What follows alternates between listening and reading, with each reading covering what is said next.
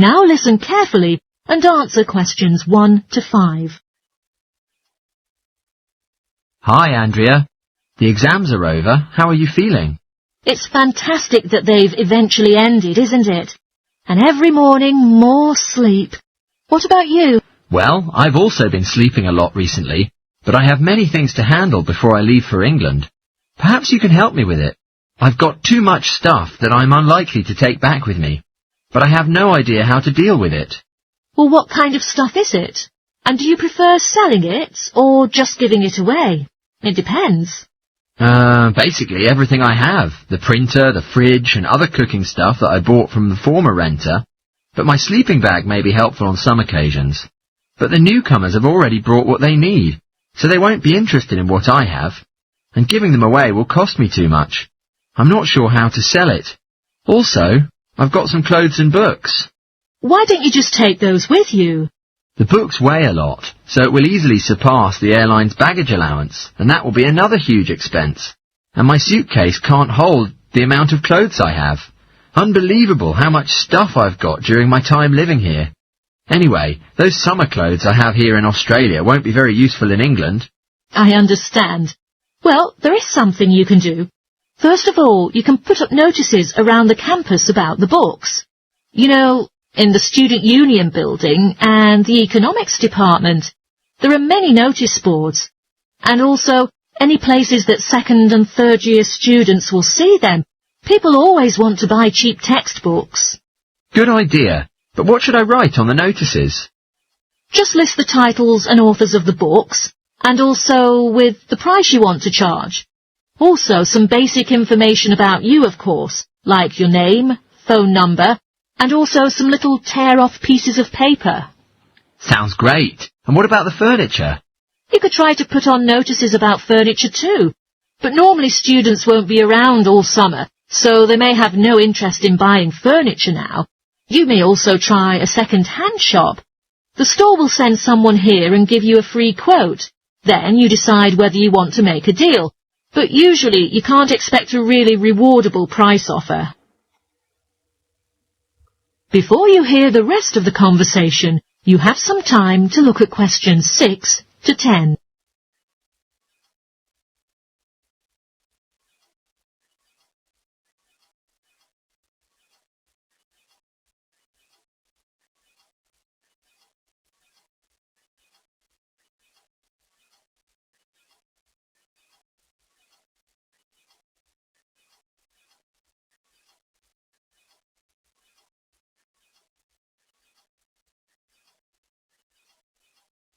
Now listen and answer questions 6 to 10.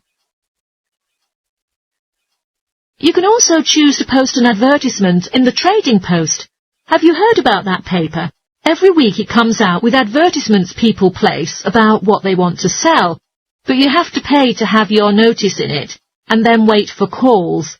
Give as much information as possible, and if anyone is interested about your stuff, invite them to come by and check. But making a deal is always difficult. I haven't heard about the Post before, but I should read it now, and I'll put the advertisement about the fridge, the microwave and the furniture on. But I'm not sure whether kitchen stuff is also a good idea. Well, you can donate the kitchen stuff to a charity shop, or just sell it, like the Salvation Army or St. Vincent de Paul. But maybe you can call a second-hand shop and it can give you a quote first. Sure, I'll do that. Wait for the evaluation result and see whether I should sell them or just give them away. But how about my clothes? I still don't know what to do.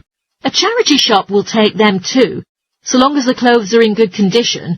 And although you don't get paid for them, you know someone who really needs the help will benefit from your clothes. That's very true. I'll put the expensive stuff, like the furniture, on advertisements, and donate the clothes and kitchen things. Come on, let's go and buy a Trading Post and we can write the offer together. Well, in fact, I'm interested in buying your microwave as well as fridge, depending on your offer, of course. Okay, let's see how good you are at bargaining. That is the end of section 1. You now have half a minute to check your answers.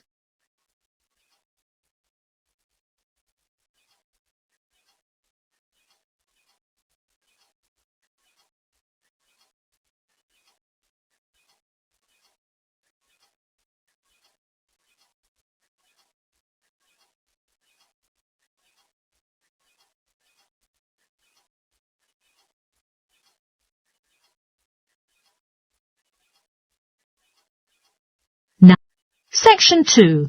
You will hear a guidance counsellor talking to a group of students.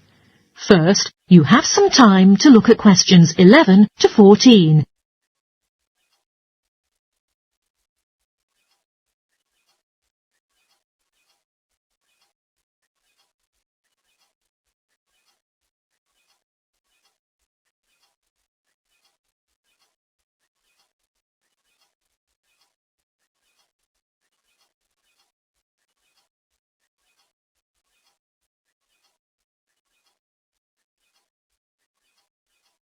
Now listen carefully and answer questions 11 to 14. Good morning, boys and girls. I'm Stephen, working as the Counselling Administrator at the college's Counselling Administration. Today I would like to talk with you about the counselling team of the school and the services you can be offered. There are now 3 professional counsellors in our team here at St Court. They are Louise Bagshaw, Tony Denby and Naomi Flynn. Each of them holds regular one-on-one sessions with students, but you cannot start counselling with them until you make an appointment with Naomi Flynn first. Naomi is an expert in meeting freshmen and delivers a preliminary session in which she will tell you what you can expect from counselling. Also, she will ask you a few simple questions related to what you would like to discuss. For those who are feeling a bit worried about the counselling steps, this can indeed be helpful. Naomi is also the best choice for students who can only communicate with a counsellor beyond office hours. She's not in the office on Mondays, but she will start working on Wednesday mornings and works late on Thursday evenings. So, before your first class or after your last class on those days, you can see her. Louise is in our drop-in centre office a whole day. If you want to ask some counsellors for help without a prior appointment, she'll be the optimal choice. But do notice that if you choose this service, Louise will either see you herself or send you to the next available counsellor. If you want to see a certain counsellor each time when you visit, an appointment in advance is strongly recommended. Online or at reception during office hours are booking forms now available. Tony is our latest joined member of the counselling team. He's the sole male counsellor and has a solid foundation and expertise in stress management and relaxation techniques. Anyone who is trying to handle anxiety is encouraged to see him. A variety of techniques like body awareness, time management, and positive reinforcement will be introduced to you by Tony to help you address this problem. Before you hear the rest of the talk, you have some time to look at questions 15 to 20.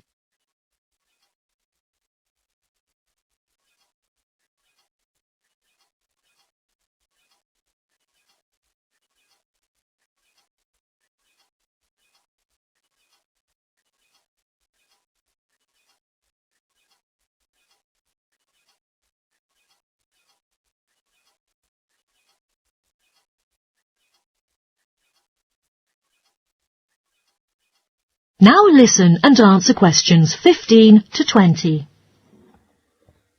Each term, there will be some small team workshops operated by the counselling team, which last for 2 hours and are all free to the enrolled students.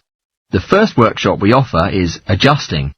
For some people, college education is found to be a big shock. It tends to be simple to get lost after the structured learning surroundings of school. Therefore, what is essential for academic success will be shared in this workshop. As anticipated, this offering is targeting first-year students. Getting organised is the service that the second workshop offers, where we are active to motivate you to break off the habit of putting things off. We'll try to help you get the most out of your time and find out the optimal balance between academic and recreational activities. In this workshop, we're catering to a broader crowd, ranging from undergraduates to postgraduates. The next one is a communication workshop. If you've come from overseas, the way people interact here might be quite different to what you're used to. This workshop will recommend some ways of handling many situations to foreign students. For example, they might find themselves struggling on how to talk with teachers and other staff. It will also cover all aspects of multicultural communication. International students will learn a lot from this class, so we particularly encourage you to come along. But I have to say that occasionally local students can find it helpful as well. Everyone is welcome. The workshop called Anxiety will be available later on in the year, and it will target something you might be familiar with. That is the nerves and the anxiety brought by the coming exams. Lots of students experience their entire academic careers like this, but surely there is a way to solve problems. Come to the anxiety workshop and you can learn several ways to relax and the proper way to breathe, as well as meditation and other methods to keep calm. This workshop is designed for everyone who is going to take exams. The last workshop we have is the motivation workshop. The theme for this workshop is how to stay on target and be motivated during long-run projects. This workshop is only available for research students. Less advanced students already have some workshops dealing with their needs. Well, that's it. Thanks for listening. If you'd like to learn more information about our services, do visit us at Counselling Service. That is the end of section 2. You now have half a minute to check your answers.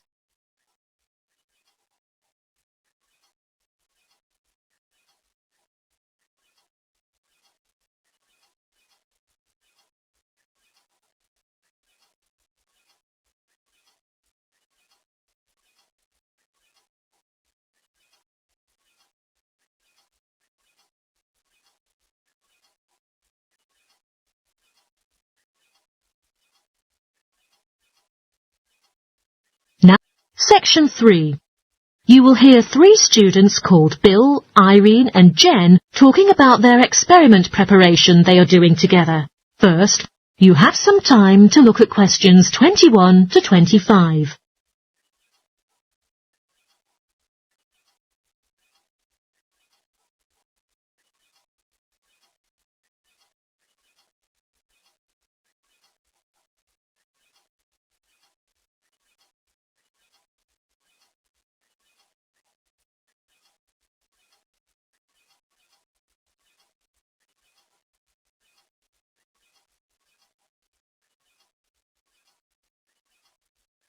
Now listen carefully and answer questions 21 to 25. Oh, hi Jen and Irene. You two are heading to class, aren't you? Hey Bill, yes, we are just walking there now. It's a little bit early now though. We still would like to make some preparations for our apparatus for the experiment practice. How about walking with us? Come on. Of course, it's really great to catch up. How's it going with your experiment? Have you already chosen the subject you're going to test yet? To be honest, so far it's going well, and we're now serving as the laboratory partners responsible for conducting the test. Also, we've decided to test the impacts of the gravitation force on a variety of objects with a number of densities. Interesting indeed, but surely plenty of work for you to do. During the last 2 weeks, I've been thinking of and planning the test, and eventually did it yesterday. Goodness, Irene, your hard work really left me with a deep impression. Frankly, I'm into chemistry so much, so for me it's not very much like work. Whenever there is a little free time for me at the weekend, I'd like to spend it in the laboratory on my experiment, which almost feels like a second home to me. What about you, Bill? Which partner are you currently working with? Me and Kim, we were partnered by the tutor. I've never worked with him before, so I was worried at first that he wouldn't do that well in the lab work. But it turns out he's so capable. I've noticed that he's always very well dressed. Yeah, we share the same tastes in clothes. He's very stylish, but that doesn't keep him from getting his hands dirty. He works very hard and makes significant contributions, which I really appreciate. It's great that you and your partner get along with each other well, which I think will bring much more pleasure to your experiments when both of you work well together. What do you think of the other people in our group? Most boys are really good at maths, which is really helpful when it comes to calculations. Irene is also good at maths, so she contributes a lot because she can do all the equations. I am mainly responsible for all the writing parts, since she finds it difficult. Without help between our partners, we'd probably fail. It can't be too true, and I'm so pleased that we've nearly completed it. Only because you finished the data analysis. Come on, Jen. You give me too much credit. I'm so happy that Linda has not been my partner again. In the last experiment, Jen and I were grouped with her, which was really like a nightmare. Yeah, though she always submitted her part of the group work on time, she never took her phone with her, so it was unlikely for anyone to reach her, and vice versa. We were quite annoyed at her attitude. but she was such a hard worker in all fairness, because she realised the amount of work that would be needed to get a high score. Jen is so hard-working, in fact. She has been invited to work on the professor's individual project. Wow, really? That's amazing. Congrats. Do you know why he picked you? I thought that was just because I was closer to him, but he told me that he was impressed with me always completing reading assignments in time for class. I bet you will be really popular among the other students when they find out. All of them want to hear about the project. Before you hear the rest of the talk, you have some time to look at questions 26 to 30.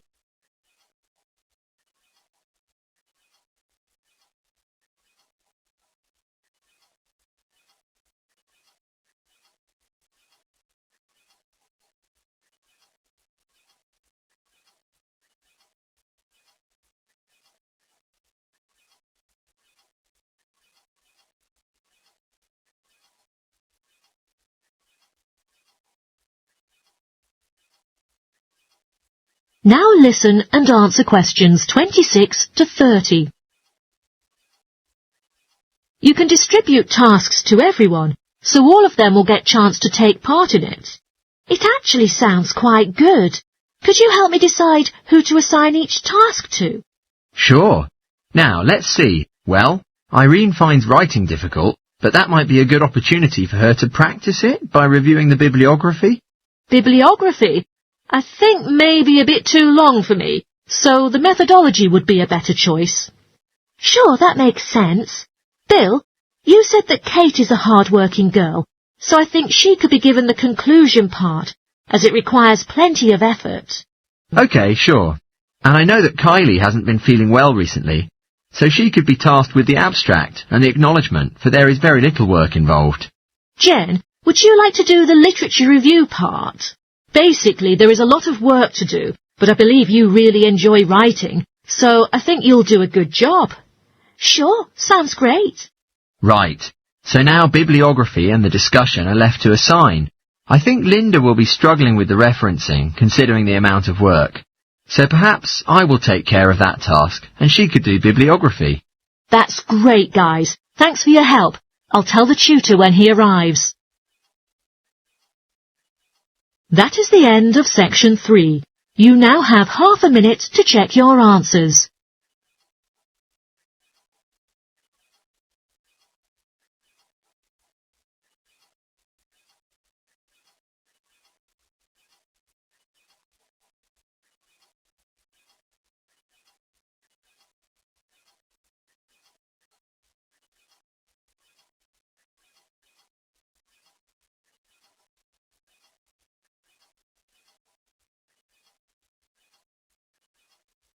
Now, Section 4. You will hear a psychology student delivering a presentation about the research she is currently conducting on expertise in creative writing. First, you have some time to look at questions 31 to 40.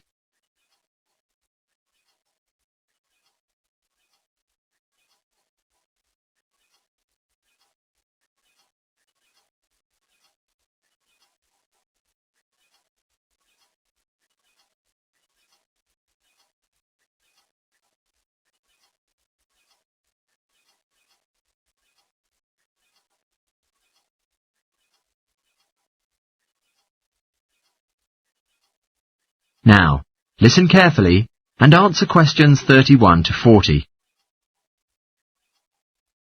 good morning, everyone. I would like to present the summary of work I've done now on my research project, looking into expertise in creative writing. More importantly, I'm going to share with you the procedure I underwent to collect my interim findings. First, I think you should all know something about my relevant background information. Before I started my current degree course in cognitive psychology, I studied English literature, and, as you can imagine, this meant I spent a great deal of time thinking about the notion of creativity and what makes people develop into successful writers.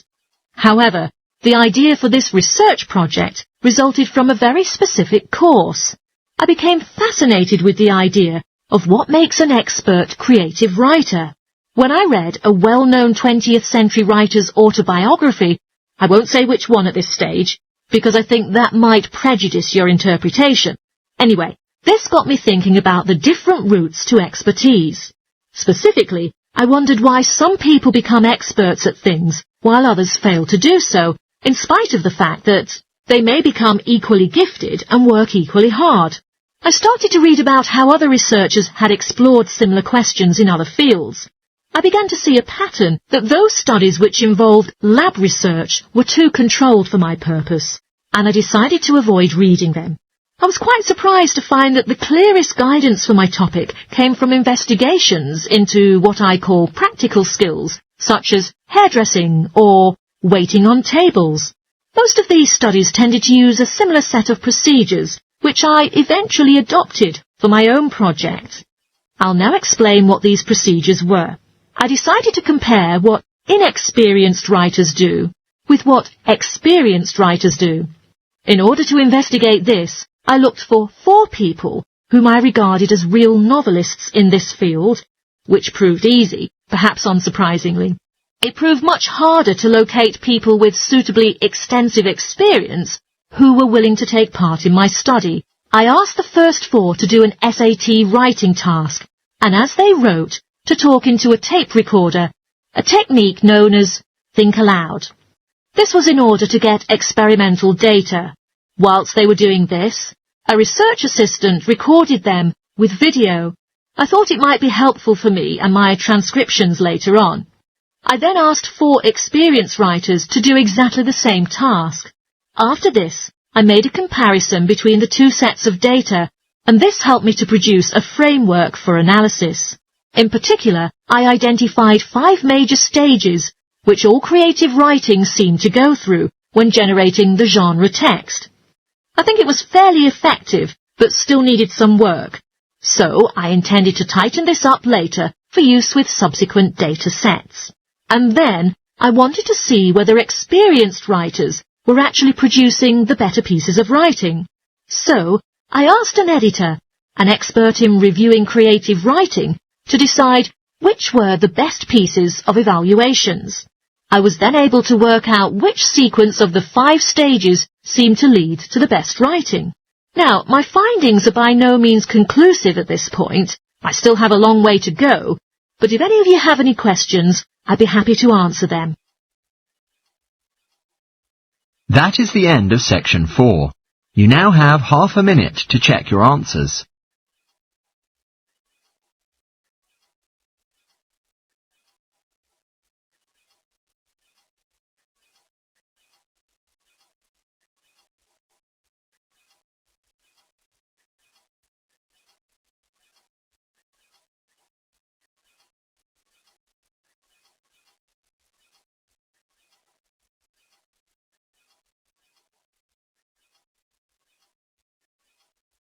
That is the end of the listening test.